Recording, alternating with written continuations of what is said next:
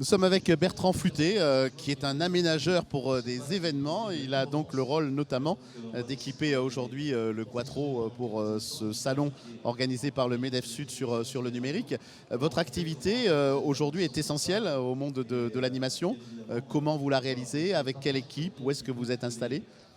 Nous, on est une entreprise gapençaise, pure souche, on va dire, avec des équipes techniques qui viennent principalement du 0,5 et un petit peu du 0,4. Et notre rôle est d'aider les organisateurs d'événements à pouvoir bénéficier d'un savoir-faire et de toute la partie technique pour l'organisation de cet événement. Donc vous prenez un bâtiment nu, vous l'équipez. On peut prendre un hangar des plus vétustes et en faire une salle de réception le temps d'un soir. Et votre activité s'étend sur quel territoire?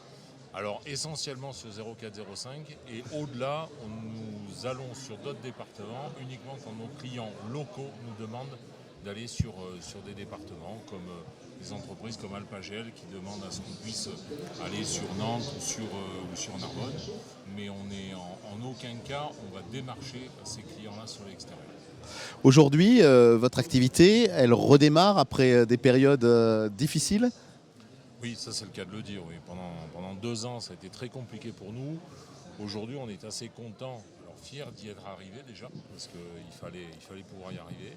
Et on pense surtout à se dire qu'aujourd'hui, on a tenu le coup, on a réussi à passer ce cap. C'est pas sans mal. On a eu beaucoup d'aide de la part, clairement, il ne faut pas se voiler la face. Le gouvernement a été très présent. On nous a fortement aidés parce qu'on est nombreux à penser qu'on aurait très bien pu disparaître totalement pas de la surface de la Terre, mais en tout cas du monde économique. Et aujourd'hui, vous trouvez des collaborateurs? C'est un métier qui intéresse les jeunes générations? Alors, c'est un métier. Pendant très longtemps, l'événementiel, on avait beaucoup de jeunes qui arrivaient, qui avaient l'œil qui brillait quand ils étaient derrière des régies dans un concert, dans un festival. On a perdu toute cette jeunesse pendant plusieurs mois parce que d'abord, beaucoup d'entre eux n'ont pas réussi. Alors, chez nous, c'est beaucoup d'intermittents du spectacle, mais beaucoup d'entre eux n'ont pas réussi à faire leur statut. Dans les anciens, beaucoup sont partis faire autre chose. Donc on a eu une perte en gros de 17 à 18% de masse salariale dans nos métiers, même au niveau national, et de compétences. Aujourd'hui, on recommence à avoir des jeunes qui arrivent, et ces jeunes arrivent sans se prétendre régisseurs, mais en se disant, nous on est techniciens, on est capable d'eux, mais on a besoin d'aide. Ça c'est plutôt positif. Et ça permet aux plus anciens, en tout cas, de pouvoir leur dire ok, nous, on va vous accompagner, on va vous aider et donner la place et laisser la place aux plus jeunes et permettre aux anciens d'être plus actifs sur la partie organisation, régie technique des événements. Aujourd'hui, tout le monde parle de l'impact qu'ont les activités sur le développement durable, sur des départements qui sont déjà sensibles, comme celui des Hautes-Alpes, bien entendu.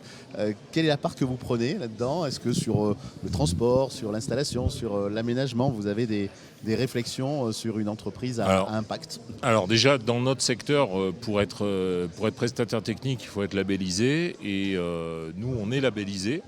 Mais en plus de ça, il existe un label qui s'appelle le label prestataire développement durable, qui a été complètement refondu ces dernières années, de façon à ce qu'il y ait une réelle politique RSE au sein des entreprises, ce qui n'est pas toujours facile dans les petites entreprises comme les nôtres. Mais en tout cas, nous, on travaille là-dessus. On a un projet, on avait prévu d'en faire la demande avant le confinement. On a bien entendu eu d'autres choses à voir à ce moment-là. On retravaille sur ce projet puisqu'on a besoin il y a des études à faire. C'est le type d'éclairage que vous avez dans les bâtiments, c'est le type d'éclairage que vous avez sur vos prestations, c'est le type de matériel quand vous posez de la moquette, il faut que ce soit la moquette qui soit recyclable. Il y a tous ces produits-là, il y a tous ces aspects en tout cas de recherche, j'irais, d'être le plus écologique possible. Quel est le carnet de commandes de l'entreprise? Alors, depuis longtemps, ce n'était pas arrivé, mais on a un carnet de commandes à 6 mois. Alors que dans le passé, dans les dernières années, on était sur les 2 mois. Alors, je ne parle pas des 2 années dernières, parce que là, on a eu effectivement pas mal de problèmes pour savoir si ça allait se faire, pas se faire. Aujourd'hui, on a été assez surpris d'ailleurs d'arriver à à avoir un chiffre d'affaires de 1,5 fois chaque mois supérieur à 2019. Ouais. Ce qui nous a surpris. Alors, il y a eu tous les reports. Oui, un rattrapage. Il y a aussi tous les gens qui ont envie de faire des événements, sans parler de report. Et on s'est retrouvé avec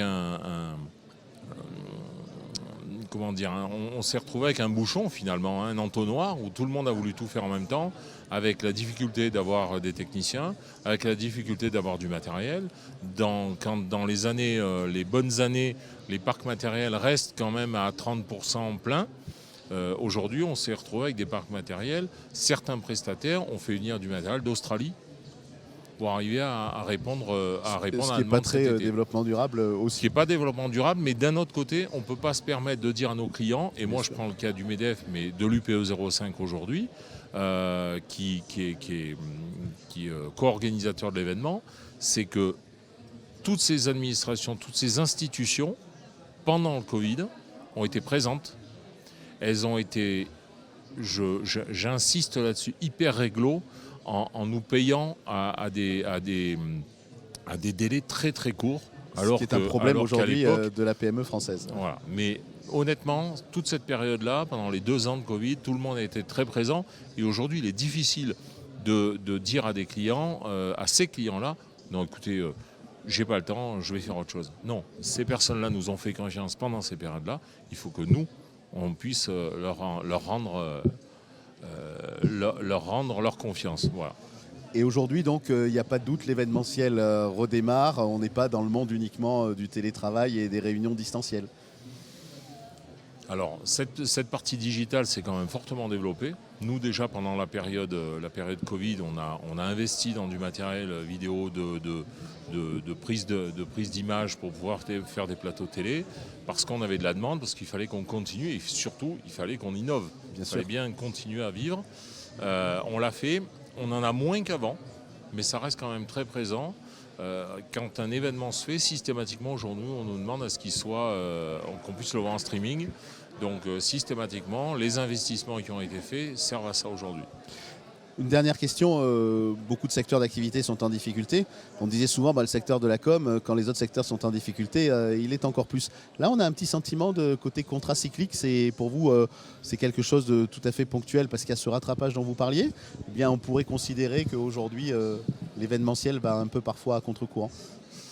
Alors moi, je dirais que pendant très longtemps, quand une entreprise n'allait pas bien ou avait une baisse d'activité, avait des problèmes de trésorerie, avait tout un tas de problèmes, les experts comptables nous disaient on commence par supprimer la communication. Or, la communication, c'est ce qui fait aujourd'hui qu'on développe et qu'on retrouve de nouveaux clients. Si on ne communique pas, on n'a pas de clients. Effectivement, on peut dire aujourd'hui que nos clients en général ont besoin de communiquer, ont besoin de se retrouver. J'étais la semaine dernière à un cocktail ici au Quattro et j'ai retrouvé cette joie finalement de retrouver des gens, retrouver des amis, des gens qu'on ne recroisait pas depuis plusieurs années et que là on recroise, on reprend contact avec tout le monde, on a l'impression de revivre. Et ces événementiels, communication en particulier pour les entreprises comme pour les institutions, sont très importants. Merci. Merci à vous.